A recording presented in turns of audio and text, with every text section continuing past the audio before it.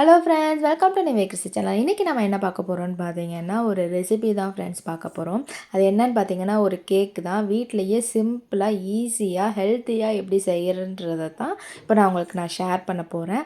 வாங்க வீடியோக்குள்ளே போகலாம். வீடியோவை ஸ்கிப் பண்ணாமல் ஃபுல்லாக பாருங்கள் ஃப்ரெண்ட்ஸ். இப்போ வந்து பார்த்தீங்கன்னா, ஒரு மிக்ஸி ஜாரில் ஒரு கப்பு வந்து கோதுமை மாவு எடுத்திருக்கேன். அதே கப் அளவுக்கு சர்க்கரையும் எடுத்திருக்கேன். ஓகேங்களா. ரெண்டாவது பார்த்தீங்கன்னா 3 வந்து ஏலக்காய் எடுத்திருக்கேன். ஸோ டேஸ்ட்டுக்கு ஸ்மெல்லுக்கு நல்லா இருக்கும்ன்றதுனால ஏலக்காய் எடுத்திருக்கேன்.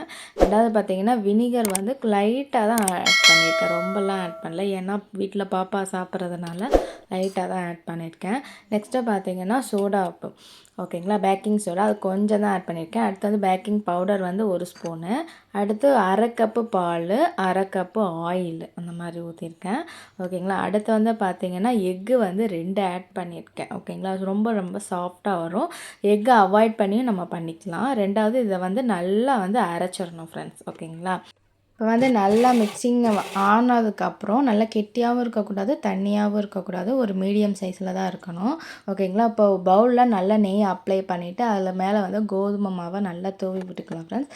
அப்படின்னா தான் நமக்கு வந்து பிடிக்காமல் அப்படியே கேக் வரும். ஓகேங்களா. இந்த மாதிரி தான் இருக்கணும். நெக்ஸ்ட்டு வந்து நம்ம அரைச்சி வச்சுருந்ததை நல்லா ஊற்றிட்டு கீழே வந்து நம்ம நல்லா தட்டி விடணும் ஃப்ரெண்ட்ஸ். ஏன்னா உள்ளே வந்து சின்ன சின்ன கேப்லாம் இருக்கும். ஸோ அந்த கேப் இல்லாமல் இந்த மாதிரி நல்லா தட்டி விட்டுட்டிங்கன்னா உங்களுக்கு கரெக்டாக வந்துடும். நெக்ஸ்ட்டு பார்த்தீங்கன்னா கடாயை வந்து நல்லா ஃபுல் ஃப்ளேமில் வச்சுட்டு வாட்ரு ஸ்டாண்டு எல்லாமே வச்சு ஒரு 5 செகண்ட் நல்லா ஹீட் ஆனதுக்கப்புறம் நம்ம வந்து கேக் மிக்ஸிங்கை வந்து இதுக்குள்ளே வைக்கணும் ஃப்ரெண்ட்ஸ். ஓகேங்களா. ஸோ வச்சுட்டு நல்லா க்ளோஸ் பண்ணிவிட்டு ஒரு 45 மினிட்ஸ்லேருந்து 1 ஹவருக்கு வந்து குக் ஆகணும். எனக்கு வந்து 1 ஹவருக்கு மேலேயே குக் ஆச்சு. ஓகேங்களா. அப்படின்னா தான் நமக்கு வந்து உப்பி வரும். சரிங்களா. அது எப்படி வருதுன்றதை நீங்களே பாருங்கள். உள்ளே வச்ச உடனே நம்ம வந்து அடுப்பை ஸ்லோ பண்ணிடணும். ரொம்ப ஸ்லோவில் தான் ஃப்ரெண்ட்ஸ் இருக்கணும். அப்படின்னா தான் ஃபுல்லாகவே நல்லா வேகும். ஓகேங்களா. நெக்ஸ்ட்டு பார்த்தீங்கன்னா இது வந்து எப்படி வெந்திருக்கு அப்படின்றத செக் பண்ணுறதுக்கு நம்ம ஒரு நைஃபோ இல்லை குச்சியோ எது வேணாலும் யூஸ் பண்ணிக்கலாம்.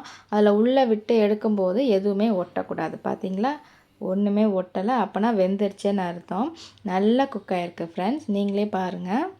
ஓகே ஃப்ரெண்ட்ஸ், இதை நம்ம இறக்கி வச்சிடலாம். இப்போ வந்து பார்த்திங்கன்னா நல்லா வந்து ஆறணும். ஹீட்டு கொஞ்சம் கூட இருக்கக்கூடாது. அப்படின்னா தான் நமக்கு ஃபுல் ஷேப்பில் வரும்.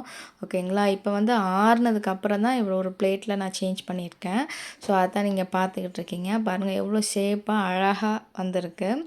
இது ரொம்ப சாஃப்டாகவும் இருக்குது ஃப்ரெண்ட்ஸ். உங்கள் வீட்டில் இந்த மாதிரி ட்ரை பண்ணி பாருங்கள். எப்படி இருக்குன்றத கமெண்ட்டில் சொல்லுங்கள். இதுக்கு முன்னாடி யாராவது செஞ்சுருந்தீங்கன்னா அது எப்படி இருக்குன்றதையும் கமெண்ட்டில் சொல்லுங்கள். ஓகேங்களா. இப்போ நான் உங்களுக்கு கட் பண்ணி காட்டுறேன். அது எவ்வளோ சாஃப்டாக இருக்குன்னு பாருங்கள். இந்த 2 எக்கு போட்டாலும் போடாட்டாலும் ஒன்றும் பிரச்சனை கிடையாது. சாஃப்டாக தான் நமக்கு கிடைக்கும். ஓகேங்களா. ஆல்ரெடி நான் எக் போடாமே நான் ட்ரை பண்ணியிருக்கேன். சாஃப்டாக தான் இருக்கும். இப்போ நான் ப்ரெஸ் பண்ணி காட்டுறேன் ஃப்ரெண்ட்ஸ். ஸோ ரொம்ப சாஃப்டாக இருக்குது. ரொம்ப டேஸ்டியாகவும் இருக்கும். இது ஹெல்த்தியாகவும் இருக்கும். வீட்டில் குழந்தைங்களுக்கு இது நம்ம பண்ணி தரலாம். ஓகேங்களா. இதுக்கு வந்து ஓவன் தேவையில்லை, குக்கர் தேவையில்லை. இந்த மாதிரி கடாயிலே நம்ம வச்சே பண்ணிக்கலாம். பண்ணிவிட்டு இந்த மாதிரி பாக்ஸில் நம்ம ஸ்டோர் பண்ணி 2 நாள் இல்லை 3 நாள் கூட வச்சு சாப்பிட்லாம் ஃப்ரெண்ட்ஸ். ஒன்றும் ஆகாது. நீங்கள் ஃப்ரிட்ஜில் வைக்கணுன்ற அவசியமே இல்லை. வெளியே கூட வச்சுக்கலாம். ஓகேங்களா. ஓகே ஃப்ரெண்ட்ஸ், உங்களுக்கு இந்த வீடியோ பிடிச்சிருந்தா லைக் பண்ணுங்கள், ஷேர் பண்ணுங்கள், கமெண்ட் பண்ணுங்கள், சப்ஸ்கிரைப் பண்ணுங்கள். மறக்காமல் பெல் பட்டனை தட்டி விடுங்க. அப்போ தான் ஒவ்வொரு வீடியோ அப்லோட் பண்ணும்போது உங்களுக்கு நோட்டிஃபிகேஷனாக வரும். ஓகே ஃப்ரெண்ட்ஸ், தேங்க்யூ ஃபார் வாட்சிங். நெக்ஸ்ட் வீடியோவில் சந்திக்கலாம். பாய்.